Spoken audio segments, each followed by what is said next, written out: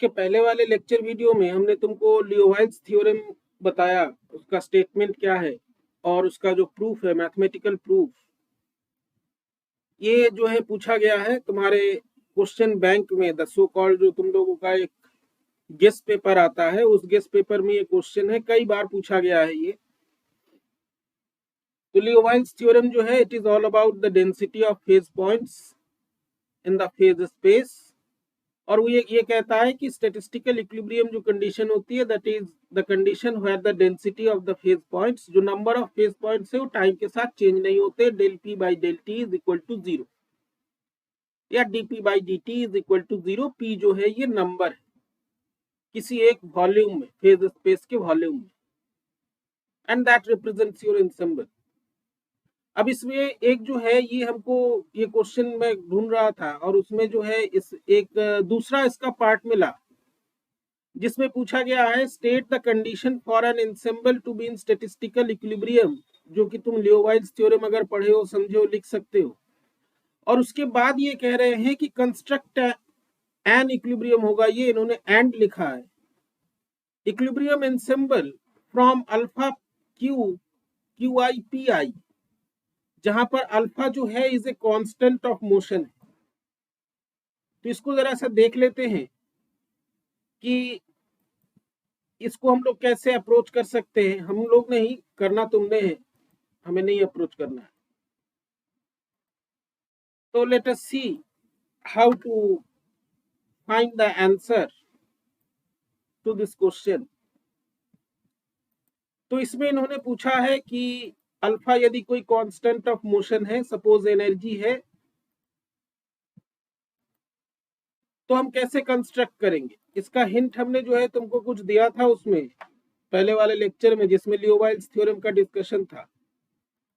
इसमें कुछ ऐसा करते हैं कि स्टैटिस्टिकल इक्विलिब्रियम जब हम कंडीशन स्टडी करते हैं, तो स्टैटिस्टिकल इक्विलिब्रियम का कंडीशन स्टडी करने के समय स्टडी करने का जो तरीका है, या कह सकते हो द एक कंडीशन फॉर स्टैटिस्टिकल इक्विलिब्रियम जो है, उसमें जो हम ये क्वांटिटी पी लेते हैं, जो नंबर ऑफ फेज पॉइंट्स है या number of members of ensemble है, वो कुछ इस प्रकार का होता है कि that quantity P is a function of some quantity जो कि कांस्टेंट ऑफ मोशन, जैसे एनर्जी।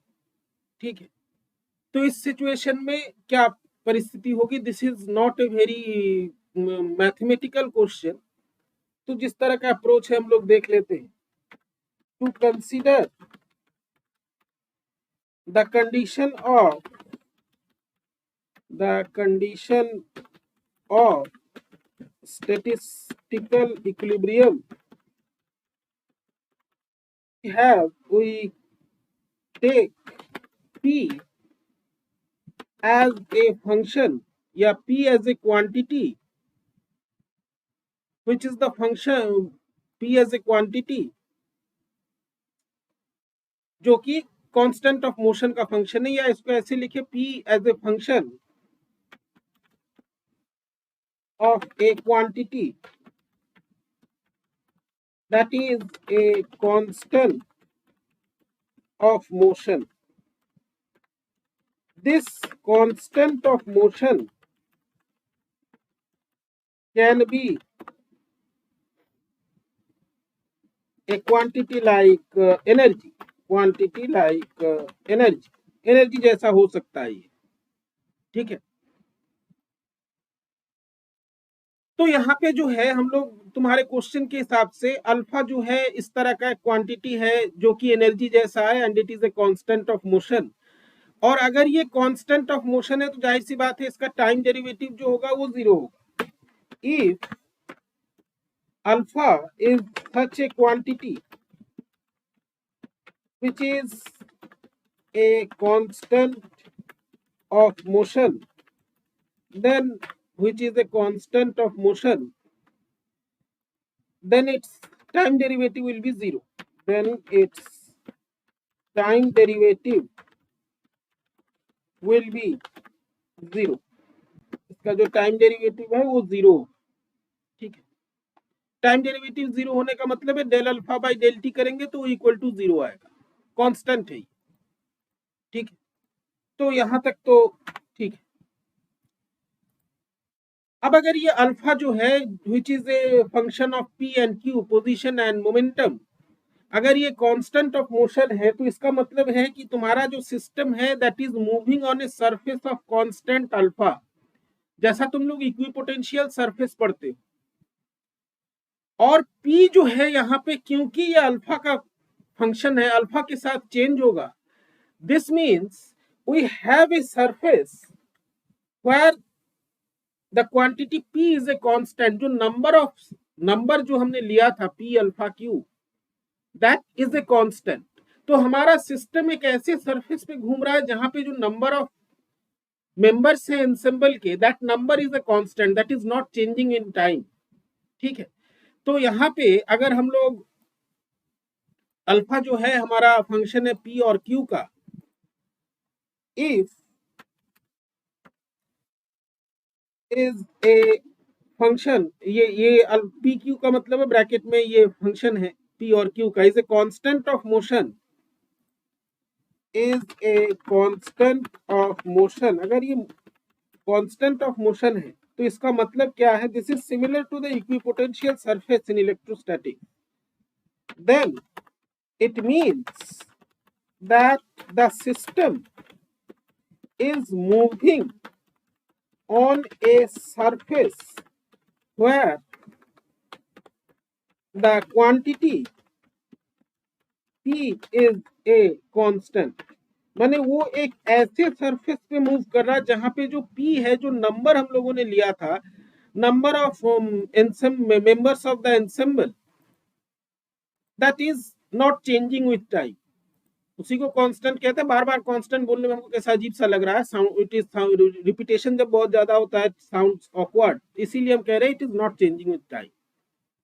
ठीक है, तो ये जो है a constant of motion, system एक ऐसे सरफेस पे मूव कर रहा है जहां पर नंबर्स जो है वो सेम है, वो चेंज नहीं हो रहे हैं। तो ये जो हमारा इससे पहले जो इक्वेशन हम लोगों ने देखा था v of gradient p is 0, अगर तुमको इक्विपोटेंशियल सरफेस इलेक्ट्रोस्टैटिक में याद आता है, कुछ उसी प्रकार का फॉर्मेलिज्म है यहाँ पर। तो ये जो हमारा इक्वेशन है, दिस इक्वेशन इज सेटिस्फाइड, और del p by del t जो है it is again equal to 0, and this is consistent with the Liouville's theorem. तो तुम्हारा स्टैटिस्टिकल इक्विलिब्रियम में जो सिचुएशन होता है, system is moving on a surface of constant P, ठीक है, then the equation is satisfied and this is consistent with the Liouville's theorem. ये लियोवाइल्स theorem के साथ कंसिस्टेंट है। ठीक है, दिस इज द सिचुएशन।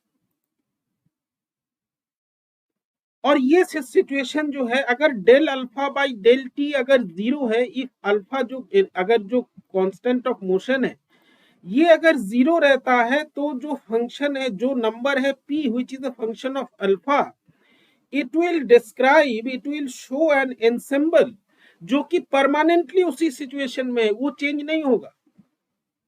ठीक है, let me right it here.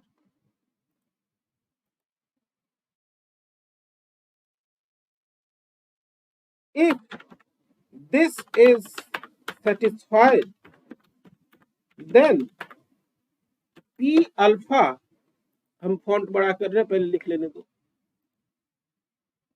P alpha represents an ensemble that remains permanently the same।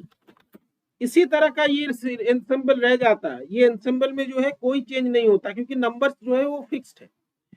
तो अगर ये नंबर किसी एक कांस्टेंट क्वांटिटी का या कांस्टेंट ऑफ मोशन का फंक्शन है, जैसे कि एनर्जी, और वो कांस्टेंट ऑफ मोशन अगर चेंज नहीं हो रहा है टाइम के साथ, in that case the ensemble जो है वो परमानेंटली मेंटेन होता है, वो उसी सिचुएशन में रहता है। यही पूछा गया है तुमको इसमें। This is how you have to justify it. ठीक है। तो इसी तरह के कुछ और जो क्वेश्चंस हैं जो तुम्हारे इसमें पूछे गए हैं एग्जाम में पहले लास्ट ईयर्स में, इसको हम लोग डिस्कस करेंगे यहाँ पर। कोई क्वेरी हो तुम लोग बता सकते हो।